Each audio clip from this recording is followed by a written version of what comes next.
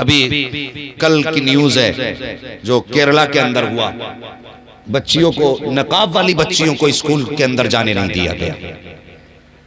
उसकी वजह क्या थी? आरएस के गुंडे, भगवाधारी जो उसके अंदर स्टूडेंट थे, उन्होंने इस बात के लेकर के एहतजाज किया कि जो बच्चियां नकाब पहन के मदरसे में आती हैं, स्कूल में आती हैं, उन बच्चियों की एंट्री बंद की जाए। जबकि किसी भी कानून के अंदर कहीं भी ये नहीं लिखा है कि कोई भी बच्ची स्कूल के अंदर बेनकाब जा सकती है, नहीं जा सकती, नकाब पहन के दाखिल नहीं हो सकती। किसी कानून की किसी किताब में ये नहीं है। लेकिन आज तुम सोच रहे हो ये आतंक है, ये हमारी बेटियों को बेआबरू करने का निशाना बनाया जा रहा है। ये वो लोग हैं जिनकी अपनी नंगी घूम रही हैं और ये चाहते हैं इनकी इज्जत से क्यों रह रही है। जी, ये दुश्मनों की सोच और प्लानिंग है कि मुसलमानों को बेपर्दा किया जाए, इनकी बेटियों को बेपर्दा करके रोडों पर लाओ। हम जानते हैं इज्जतें उन्हीं की लुटती हैं जो अपने जिस्मों की नुमाइशें किया करती हैं। कोई तारीख ऐसी नहीं दिखा सकते जो किसी पर्दा करने वाली बेटी की आबरू लूटी गई। ये हमारी तुम्हारी बेटियों को नंगा करने पे लगे हैं। अब तेरी मेरी जिम्मेदारी हम बेटियों को पर्दे में लाएं। सिर्फ जलसे में सर हिलाने से काम नहीं चलेगा। जाओ मैरिज हॉल में चले जाओ, हाँ किसी भी मैरिज हॉल में चले जाओ, जाके तमाशे देखो। खाना खाने की हिम्मत तो क्या यार, रुकने हिम्मत नहीं होती। ये तेरे मेरे घर की कहानी है। और रिश्ता करने जा रहा तो पूछ रहा डिग्री कौन सी है लड़की के पास, है में किया कि नहीं, हाई स्कूल है कि नहीं। अगर किसी गरीब बच्ची ने कुरान से ही पढ़ लिया है और उसे इंग्लिश की कोई, हिंदी की कोई डिग्री उसके पास नहीं, तो ये कह के छोड़ देते नहीं वो तो कुछ पढ़ी हुई नहीं है। और जिसे कुरान आता वो कुछ नहीं, जिसे कुरान नहीं आता, हिंदी इंग्लिश आती है, वो सब कुछ हो गई।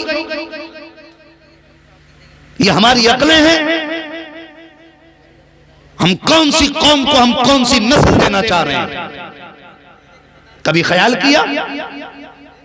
और बहुत बड़ी बात कहने लगा हूं, बेटों की पढ़ाई पे हम 10 लाख खर्च करते हैं, बेटियों पे 5,000 खर्च करने तैयार नहीं। सोच क्या है? कहते हैं बेटी पराया धन है, इसे पढ़ा के मिलेगा क्या। ये सोच के बेटी नहीं पढ़ाई कि ये पराया धन है। और बेटों पे इसलिए पैसा लगाया गया कि ये बुढ़ापे का सहारा है। सुन, अगर बेटा बुढ़ापे का सहारा है तो बेटी आखिरत का सहारा होती है। सुभान अल्लाह। इन्हें पराया धन समझ के नजरअंदाज न कर। पूरी जिंदगी बेटी तन्हाई में गुजार गई। घर वाले कहते रहे कि ये पराए घर जानी है, और ससुराल वालों ने कहा ये पराए घर से आई है। इसे अपना किसने कहा? कहा किसी ने अपना इसे? पूरी जिंदगी बेटी एहसास कमतरी का शिकार रही, कोई इसे अपना कहने वाला नहीं मिला।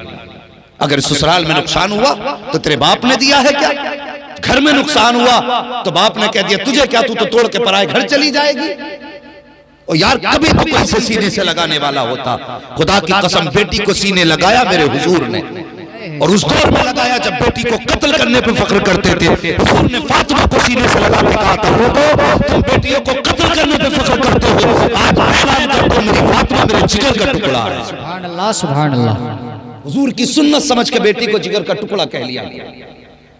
हाँ, हुजूर की सुन्नत समझ के बेटी को सीने से लगा लिया कर। और खुदा की कसम समझ के भी बेटी को, ये बहुत बड़ी बात करने लगा हूँ, जिनके आंगन में बेटियां हैं, अक्सर तुम देखना अगर किसी के आंगन में 8 बेटे हों और बेटी ना हो ना, तो वो घर कब्रिस्तान लगता है। और घर में बेटा कोई ना हो, सिर्फ एक बेटी हो, तो पूरा घर चमन लगा करता है।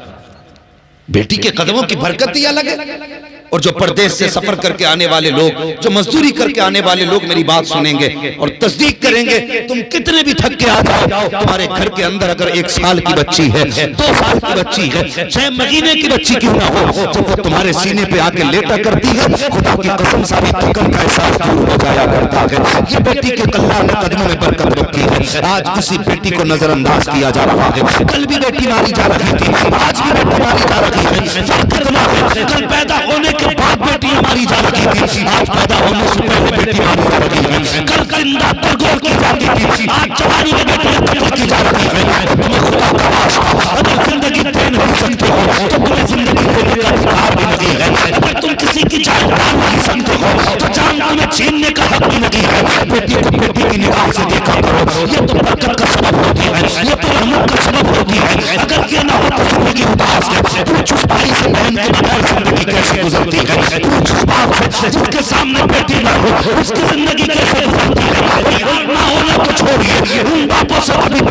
जिन्होंने बेटियों को लाल कपड़े पहना के रुखसत कर दिया है, आज भी वो कहते मिलेंगे जिस दिन से बेटी गई है दिल नहीं लग रहा है, जब से बेटी गई है घर सुनने लगते हैं। इन बेटियों को नजरअंदाज करते हो, आओ मुस्तफा के दामन में आ जाओ।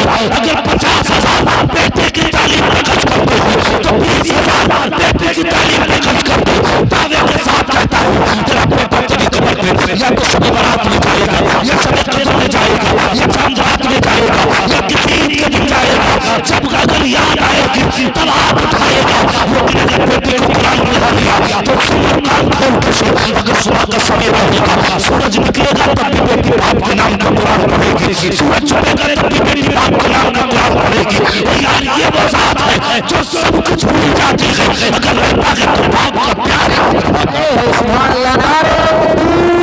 नारे रिसालत मसलके आला हज़रत जिसने दस्तारबंदी अल्लामा मुफ्ती हम्माद रज़ा साहब क़िबला। सुभान अल्लाह, सुभान अल्लाह। बेटियों को भी पढ़ाइए और बेटों को भी पढ़ाइए। बेटों से गुजारिश है मेरी MBBS बनना, लेकिन पहले कुरान सीख लो। और मैं कहता हूं भाई, जिसने एक बेटे को वकील बनाया, जज बनाया और डॉक्टर बनाया, बड़ी बड़ी 4 बेटों को 4 डिग्रियां दे के चला गया और ऐसी कब्र में जाके लेट गया, मैं कहता हूं सबसे बड़ी बेगैरती की मौत मरा है। हाँ, गलत नहीं कहता। मिजाज देखो, डॉक्टर साहब बैठे हुए हैं, ये तस्दीक करें इस बात की, जो लोग ICU में पड़े होते हैं उनकी मौत बड़ी मायूसी की होती है।